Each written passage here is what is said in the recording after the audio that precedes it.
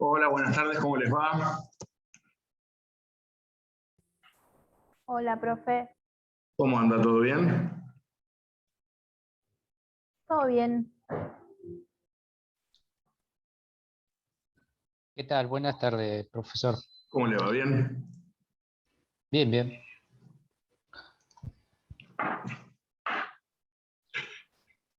Bueno, antes de comenzar, ¿tienen alguna pregunta para hacerme? Sí, profe, buenas tardes. Buenas tardes. De cara al parcial, ¿se puede Sí. empezar con algún tema en específico? No, pregunto yo directamente. Ah, bueno, listo, gracias. Después, la semana que viene, que es la semana previa al parcial, les voy a subir una guía de repaso seguramente para los puntos en los cuales sí o sí tienen que estar afilados, y vamos a organizar un poco también el tema de cómo rendir.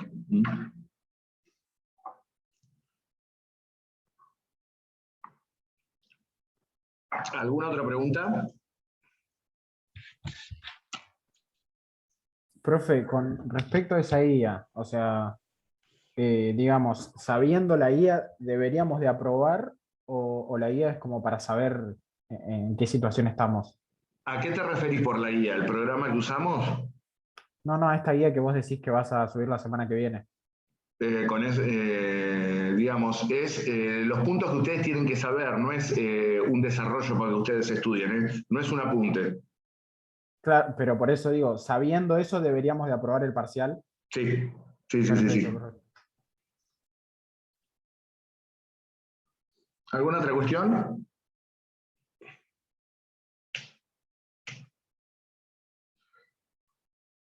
Bueno, empezamos.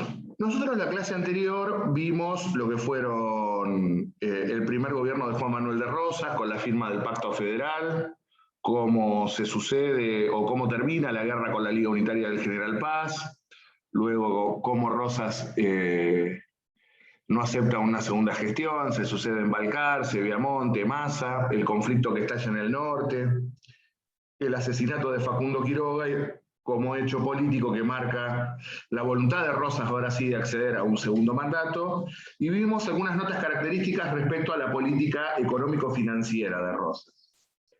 Ahora nos toca tratar las cuestiones referidas a la política exterior de la Confederación Argentina, porque fue un momento histórico en el cual la Confederación Argentina estuvo acechada por numerosos conflictos internacionales.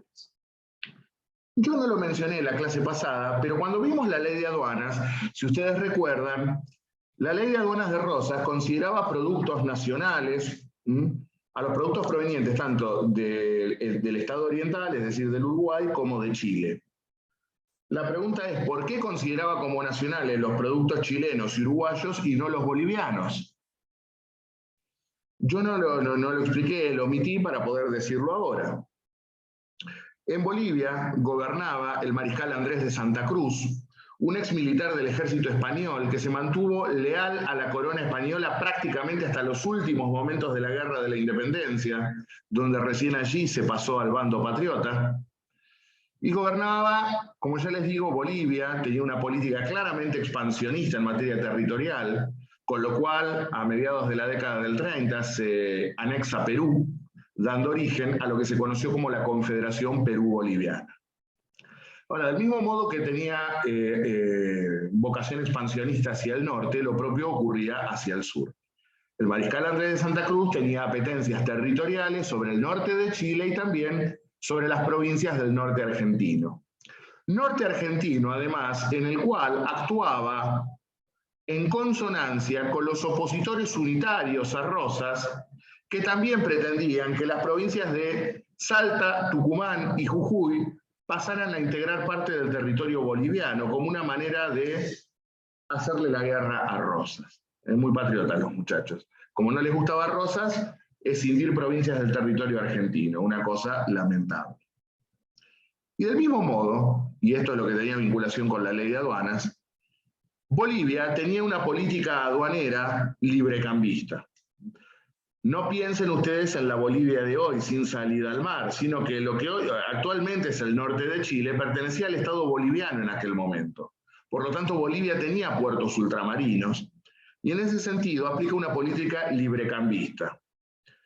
Es por eso que Rosas no considera los productos bolivianos del mismo modo que los chilenos y los uruguayos, porque no tenía sentido aplicar una política proteccionista en el puerto de Buenos Aires para que luego los productos que ingresaban libremente por Bolivia luego inundaran el territorio argentino. No tenía sentido cerrar la aduana de Buenos Aires para que luego entraran los productos importados desde Bolivia. Lo cierto es que esta política aduanera le valió al mariscal Andrés de Santa Cruz el apoyo de potencias europeas, tales como Francia e Inglaterra, a tal punto que Santa Cruz fue condecorado con la medalla de la Legión de Honor francesa. Lo cierto entonces que con una política económica y con una política expansionista contraria a los intereses de la Confederación, era un enemigo de peligro.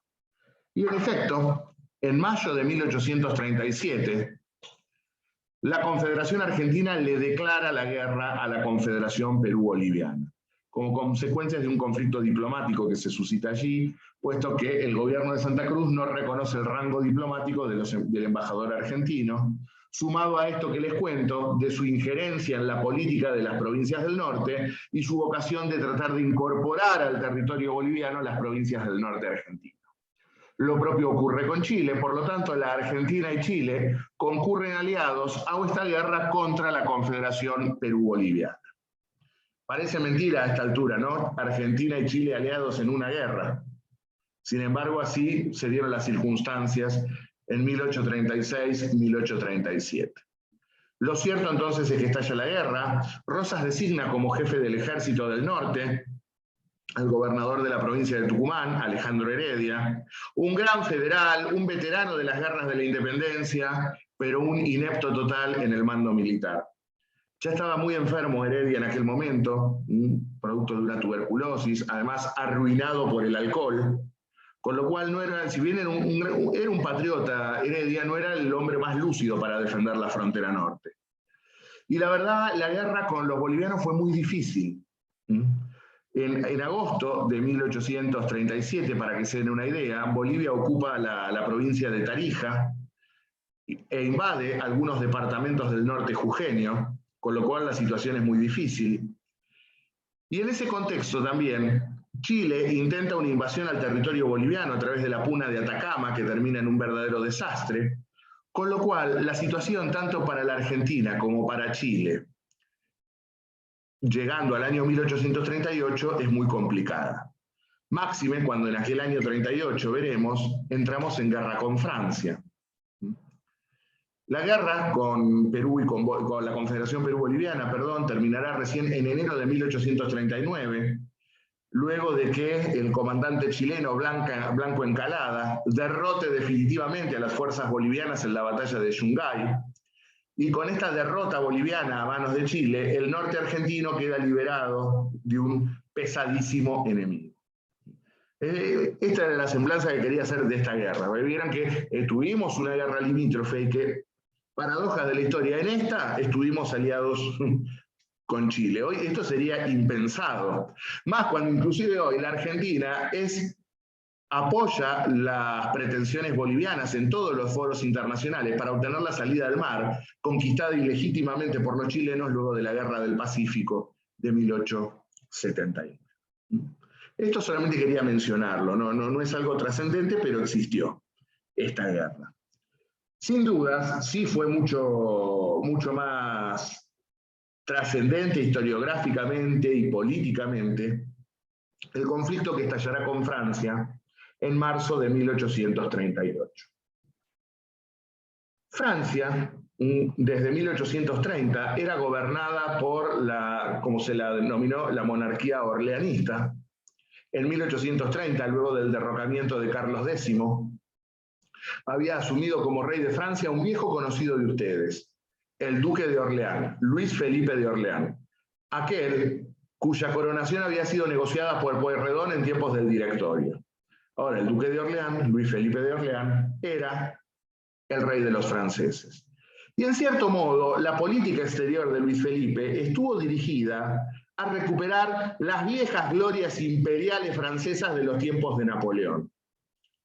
La diferencia que Napoleón fue grande peleando en territorio europeo. Napoleón peleó con Inglaterra, Napoleón peleó con Rusia, Napoleón peleó con Prusia, Napoleón peleó con Austria. Es decir, Napoleón peleó con las grandes potencias continentales europeas.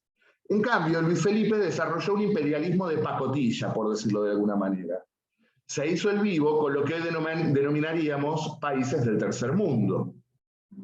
En este sentido, Luis Felipe desarrolló una política expansionista por África, por Asia, también por el Océano Pacífico, y en esta política de expansión francesa, que también tiene su correlato económicamente. Francia estaba dando o completando su primer periodo de industrialización, por lo tanto necesitaba mercados para la colocación de sus manufacturas. En ese contexto, el Río de la Plata no fue ajeno a una agresión francesa.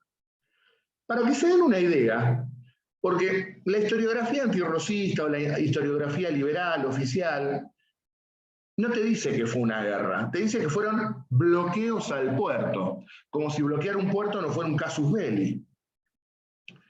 Y la verdad, si uno analiza en su contexto la política exterior francesa de aquel momento, ¿a ustedes les parece que los franceses vinieron acá para darnos constitución, para darnos libertad y para darnos democracia, o vinieron por otra cosa? Porque hay que analizar también qué es lo que hizo Francia en aquel momento histórico. Y para que se den una idea, aquí es cuando toman posesión de Argelia, y de Argelia recién se retiraron en la década del 60 del siglo XX, luego de una terrible guerra colonial, inmortalizada en la película La Batalla de Argel.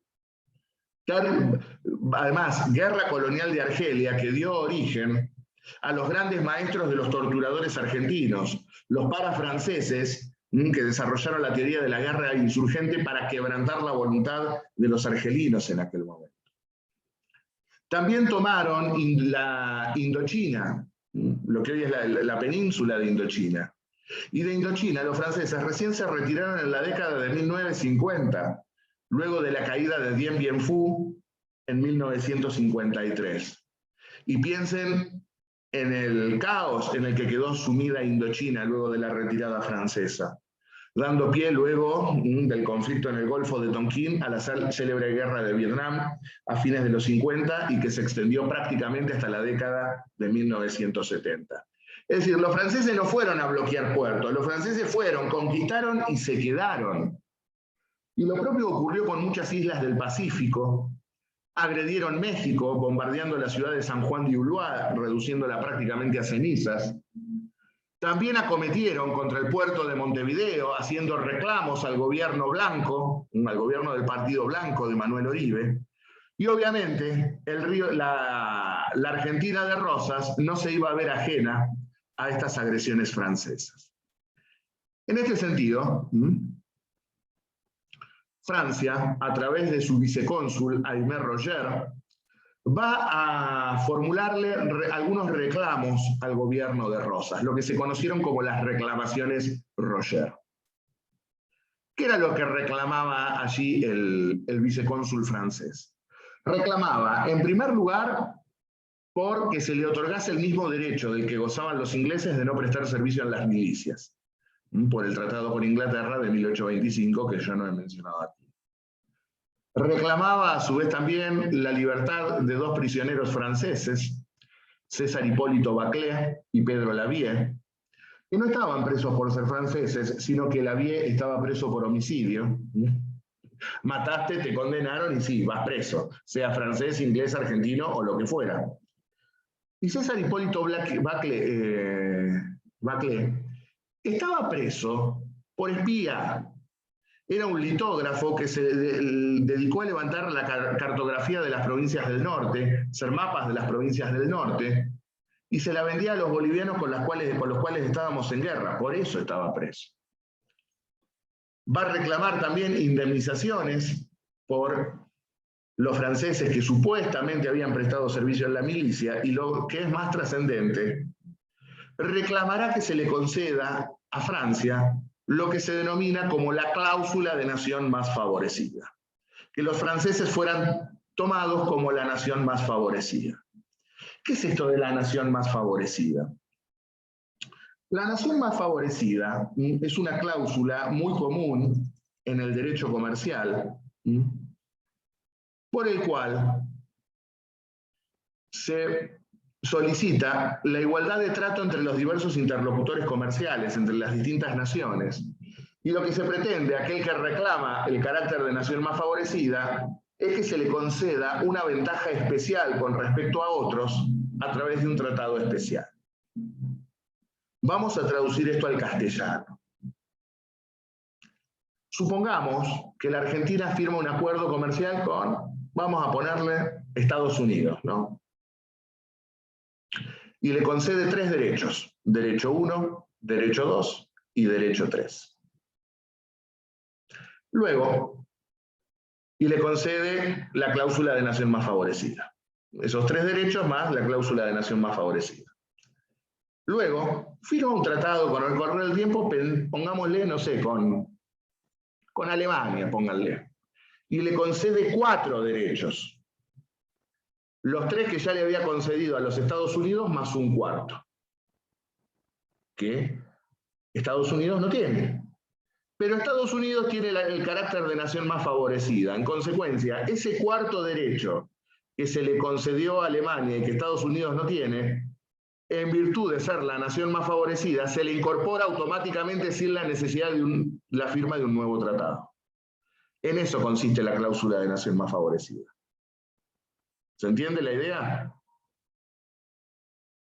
O sea, privilegios o derechos que se les concedan a otros países, si yo soy la nación más favorecida, se me incorporan automáticamente sin necesidad de firmar un tratado, porque soy la nación más favorecida. Esta es una cláusula muy usual actualmente, o actualmente no, hasta hace poco, en las rondas de la Organización Mundial del Comercio, la OMC, rondas que fueron liquidadas luego por la política de Trump en los Estados Unidos. Pero bueno, esto es lo que reclaman los franceses, el trato de nación más favorecida. Ahora bien, Rosas dice, miren, yo no tengo ningún problema en otorgarles el carácter de nación más favorecida. Dice, pero para esto tenemos que firmar un tratado de obligaciones y derechos recíprocos, es decir, los franceses aquí y los argentinos en Francia. Y para esto, a su vez, necesitan mandar un embajador o un ministro plenipotenciario. No puede venir un simple vicecónsul a reclamar este tipo de pretensiones, porque los cónsules no representan la política exterior del Estado con el cual se está negociando. Los cónsules simplemente representan a los derechos de los ciudadanos de su país en el territorio en el cual residen. En este caso, Roger no podía formular reclamos diplomáticos, solamente se dedica a vigilar por los derechos de los franceses en la Argentina. Para reclamar este tipo de cláusulas se requiere un rango diplomático mayor, embajador o ministro plenipotenciario. Por lo tanto, Rosas no le reconoce a Roger el carácter diplomático para reclamar en nombre de Francia. Pero a su vez, tampoco le reconoció el tono amenazante a Roger. ¿Por qué digo esto? Porque fíjense lo que decía el vicecónsul francés. El objetivo será infligir a la invencible Buenos Aires un castigo ejemplar que será una elección saludable para todos los demás estados americanos. Corresponde a Francia hacerse conocer si quiere que se la respete.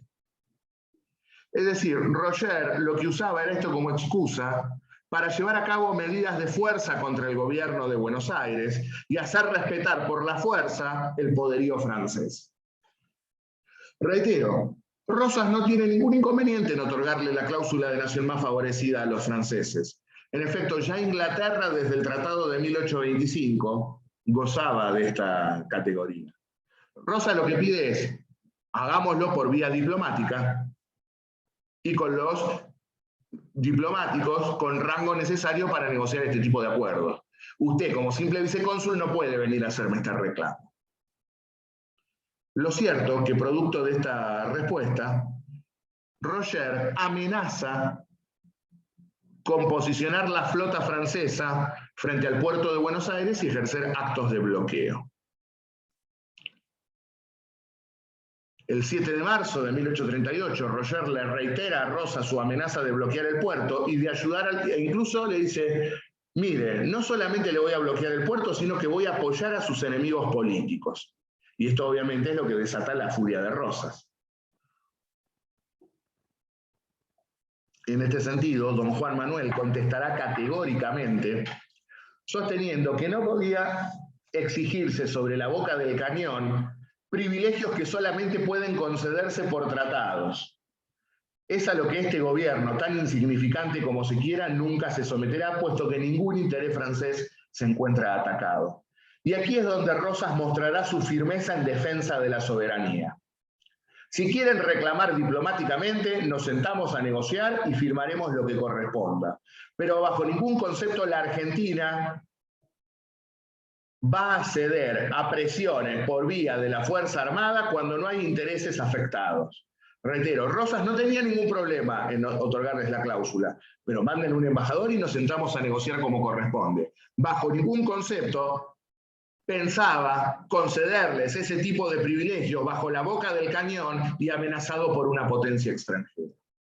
En este sentido, Rosas marcó un punto de inflexión en política exterior argentina, porque como lo dice en su respuesta, seremos chicos, pero por más chicos que seamos, no podemos negociar bajo la boca del cañón, no podemos negociar bajo la extorsión o la amenaza extranjera. Qué lindo sería hoy que nuestros gobiernos negociaran en estas condiciones con los organismos multilaterales de crédito, ¿no? ¿Qué falta haría hoy un Rosas para pararse de mano frente a los organismos multilaterales de crédito? Lo cierto es que el contraalmirante François Leblanc, en marzo de 1838, el 28 de marzo de 1838, bloquea el puerto de Buenos Aires y todo el litoral marítimo de la provincia. Estalla el conflicto con Francia.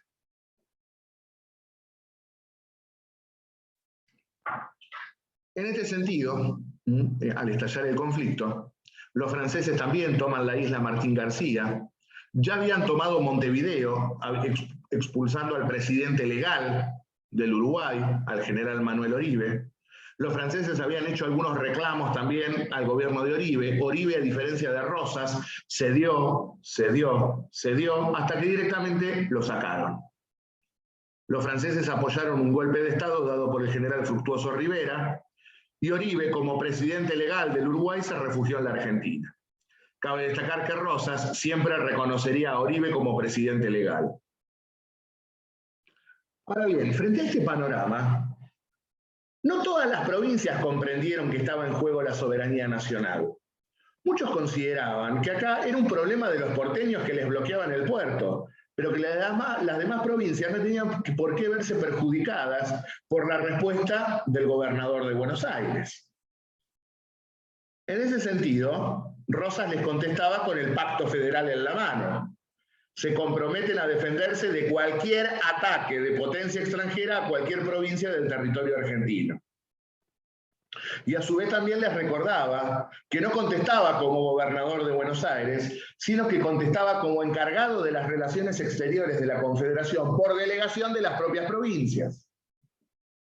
Es decir, no era el gobernador de Buenos Aires a quien estaban atacando, era al encargado de las relaciones exteriores de la Confederación Argentina a quien estaban atacando. Pero costó mucho que las provincias entendieran esto. Las provincias, sobre todo los gobernadores, tenían un nacionalismo que no iba más allá del campanario de la iglesia local, como decía José María Rosa. Acá había en juego otra cosa. Acá estaba en juego la independencia y la autonomía para la toma de decisiones, tanto políticas como económicas. Porque estaban todos agazapados a la espera de ver qué hacía Rosas.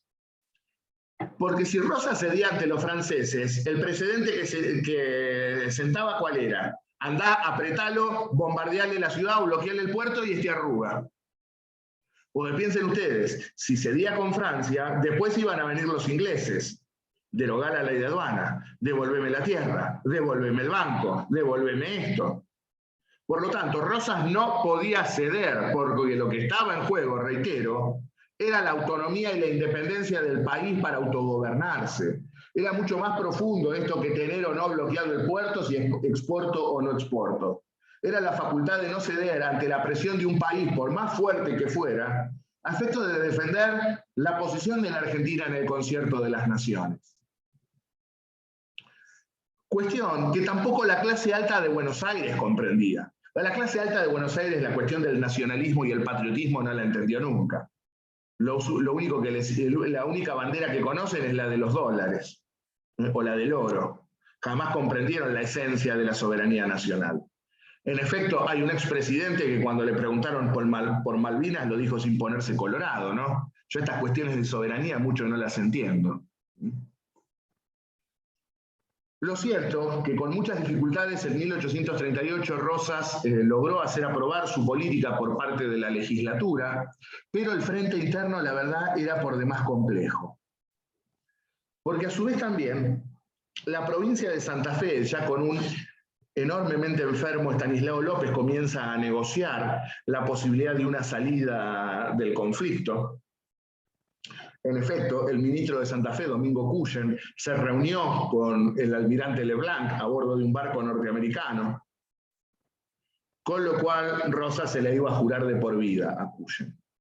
Ahora bien, jugaron otros factores aquí. ¿Por qué va a culminar el conflicto con Francia? Pasaba el tiempo, pasaba el tiempo, pasaba el tiempo, pasaba el tiempo, y Rosas no cedía. Por lo tanto, quienes comienzan a inquietarse ahora eran los ingleses. Porque, reitero, los ingleses estaban agazapados. Si Rosas cede, vamos y pedimos todo lo que queremos pedir.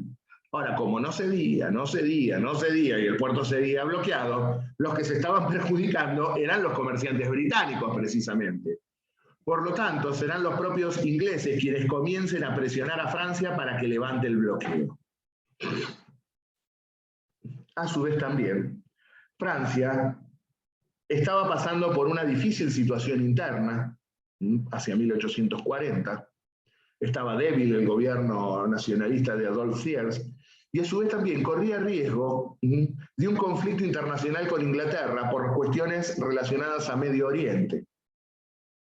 En virtud de esto, entonces, es que finalmente, luego de 2 años de bloqueo, en 1840, Francia decide enviar a un diplomático para negociar finalmente, envía como ministro plenipotenciario al ministro de Colonias francés, al almirante Armand de Macó, y el 29 de octubre de 1840, el ministro de Relaciones Exteriores de Rosas, Felipe Arana, y el ministro plenipotenciario francés, el barón de Macó, firmarán el tratado que lleva su nombre, el Tratado Arana-Macó, por el cual se le puso punto final a esta guerra entre la Argentina y Francia.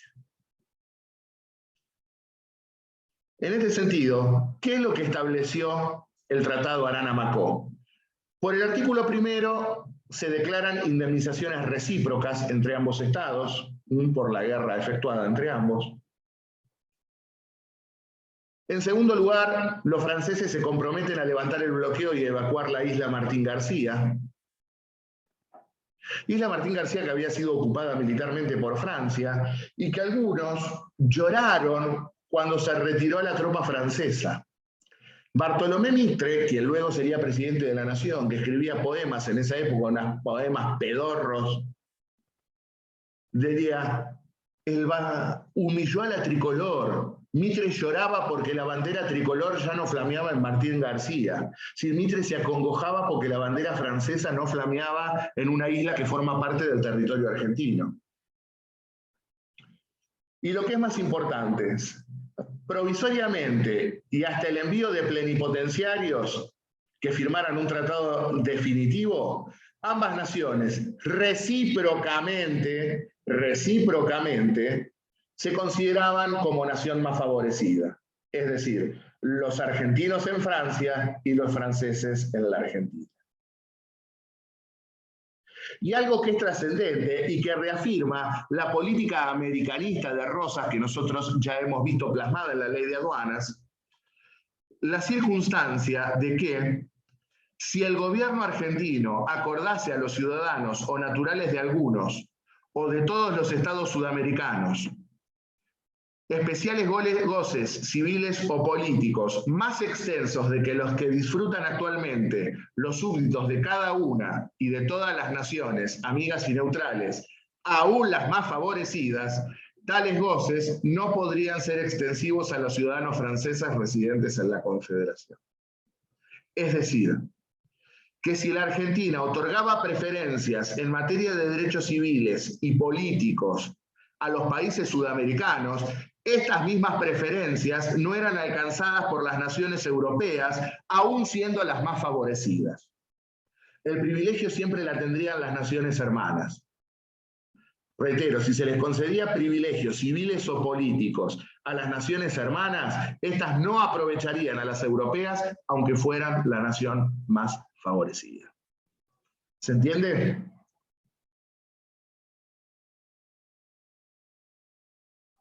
¿Sí o no? Sí, sí. Sí, profe. Bien, así culmina entonces el conflicto con Francia. Cabe destacar que formalmente Francia nunca nos declaró la guerra. Ejerció actos de guerra de hecho, casus belli, como los denominó, como es bloquearte un puerto, pero formalmente nunca nos declaró la guerra. Quien sí nos declaró la guerra en 1839 fue el gobierno títere de Fructuoso Rivera en el Estado Oriental, quien estaba a sueldo de los franceses y quien le declara la guerra a la Confederación Argentina en 1839. Por lo tanto, piensen ustedes, 1839 fue un año crítico para la Confederación. Estábamos en guerra con Bolivia, estábamos en guerra con Francia y estábamos en guerra con Uruguay. Las provincias conspirando por todos lados. Fue muy difícil el año 40 para Rosas hasta que logró zanjar esta cuestión. Lo cierto es que 1840 también marca la reelección de Rosas como gobernador de Buenos Aires. En abril de 1840 es reelegido por otro mandato de 5 años. Pero reitero, lo que continúa, a pesar de la derrota de los franceses y la derrota de los bolivianos, será el conflicto con la provincia oriental. Obviamente, el gobierno de Rivera en el Uruguay, reitero, sostenido por el dinero francés, pretendió sublevar a las provincias del litoral argentino, entre ellas la provincia de Corrientes, que debe ser la más rebelde de toda la historia argentina, inclusive en el siglo XX, ya durante la era constitucional, Corrientes ha sido la provincia que más ha sido intervenida federalmente en toda la historia argentina. No eran dóciles los correntinos. Lo cierto es que Rivera se alía con el gobernador Genaro Verón de Astrada en Corrientes, también en contra de la Confederación, pero sin embargo esto no va a resultar. Verón de Astrada será derrotado y Corrientes finalmente se mantiene leal a la Confederación. Mientras tanto, mientras sigue pasando esto, reitero, se está retirando Francia y estamos en conflicto con el Uruguay. Ustedes me dirán, ¿y por qué entramos en guerra con Uruguay? No había causa para estar en guerra con el Uruguay. El presidente uruguayo, el presidente de facto uruguayo, Fructuoso Rivera, reitero, era un títere a sueldo de los franceses. Y como los franceses no querían declarar formalmente la guerra, lo hicieron por interpósita persona. Le ordenaron a Rivera que declarara la guerra. Y Rivera dijo, sí amo. Por esta cosa absurda, estábamos en guerra con un estado que hasta hace 2 días había formado parte del territorio argentino. Sin embargo, los unitarios nunca dejaron de conspirar, porque culminada la guerra con la Confederación Peruano-Boliviana, en las provincias del norte se armó lo que se conoció como la Coalición del Norte, también que nucleó a las provincias de Jujuy, Salta, Tucumán, Catamarca y La Rioja. En este sentido, la Coalición del Norte, encabezada por Marco Avellaneda, se cobró la vida en primer lugar del gobernador de Tucumán, Alejandro Heredia, aquel quien había comandado las tropas en la guerra con la Confederación Perú-Boliviana, y también lo mismo de siempre con los unitarios del norte, pretendieron incorporar las provincias del norte al Estado boliviano. Quien marchó a reprimir a la Coalición del Norte fue nada más ni nada menos a quien Rosas, reitero, recibió como presidente legal del Uruguay y a quien le confirió el mando de un ejército. Me refiero a la figura de Manuel Oribe. Manuel Oribe marchó primero en persecución del general Lavalle. Te verán, ¿y qué pito tocas Lavalle acá? Lavalle también, comprado por el oro francés, había armado un ejército para voltear a Rosas, para derrocar al gobernador legal. En momentos en los cuales también había estallado la rebelión de los Libres del Sur, de los enfiteutas, Es decir, apoyados por la flota francesa, Lavalle debía tomar Buenos Aires desde el norte, los enfiteutas desde el sur, y así derrocar a Rosas. Esto fracasó enormemente. Lavalle llegó a las puertas de Buenos Aires, pero se tuvo que retirar porque no tenía apoyo de ningún tipo. Rosas luego diría, si hubiese atacado, no sé qué pasaba porque no tenía con qué defenderme en ese momento, pero fue la falta de apoyo popular a Lavalle lo que motivó que se retirara y comenzó una campaña de pillaje, robo y desastre en todo el interior. Y Oribe se dedica a perseguir a Lavalle por todo el norte. Mientras tanto, la coalición del norte, reitero, será derrotada en 1841. Y también en aquel año, finalmente, perseguido por Manuel Oribe, termina la vida del general Lavalle. La idea también era de unir a Lavalle con las fuerzas de la coalición del norte, sin embargo esto no pudo darse. Lavalle resultó derrotado por Oribe en la batalla de Quebracho Herrado, allá a fines de 1840, y comienza la persecución de Lavalle, narrada magistralmente con belleza literaria por Ernesto Sábato en Sobre Héroes y Tumbas, el peregrinaje de Lavalle por las provincias del norte, hasta que fue asesinado por una partida unitaria. Está discutido cómo terminó la vida de Lavalle. Algunos dicen que fue alcanzado por una partida del ejército de Oribe y ultimado. Otros sostienen que en realidad fue víctima de un marido celoso, porque parece que el general pernoctó en la casa con una dama casada y parece que fue un crimen pasional. Muy cinematográfico lo de Lavalle también. Parece que la bala que mató a Lavalle fue como la que terminó con Kennedy. Entró por acá, salió por abajo, volvió a entrar. Una cosa rara. Ahora, si lo mataron, si fue un crimen pasional, lo cierto es que nos libramos del primer golpista y magnicida de la Argentina. Y con esto se aseguró la frontera norte por un gran tiempo. Con la derrota de Lavalle y el desarme de la coalición del norte, la frontera norte quedó asegurada por mucho tiempo. Con lo cual ya asegurado el norte, retirados los franceses, y a su vez también sofocada la sublevación de Corrientes, ahora queda expedito el camino para que Manuel Oribe, con el apoyo de Rosas, marche rumbo al Estado Oriental a recuperar el gobierno legal. Es decir, pacificamos el norte, pacificamos Corrientes, se terminó el conflicto con los franceses, por lo tanto, ahora Rosas está en condiciones de devolverle el favor a Oribe y decirle, te doy mi apoyo, para recuperar el gobierno oriental. Y en efecto, para 1843, las fuerzas de Oribe, es decir, el ejército argentino al mando de Oribe, cruza el río Uruguay, luego de derrotar en algunas escaramuzas al ejército de Rivera, y rápidamente pone sitio a Montevideo. Las fuerzas de Oribe sitian Montevideo por tierra, mientras que la escuadra al mando del almirante Brown, el legendario almirante Brown, sitiará el puerto de Montevideo. Es decir, las fuerzas patriotas sitiaban Montevideo por tierra y por río. Y esto va a generar un nuevo conflicto internacional. Se van a conjugar dos cuestiones aquí. Nuevamente, el desbalanceo en la cuenca del Río de la Plata. Porque ¿cuál era el problema de que Oribe recuperara el gobierno legal del Uruguay? Oribe era no me sale el término, correligionario político de Rosas. El Partido Blanco uruguayo era el partido popular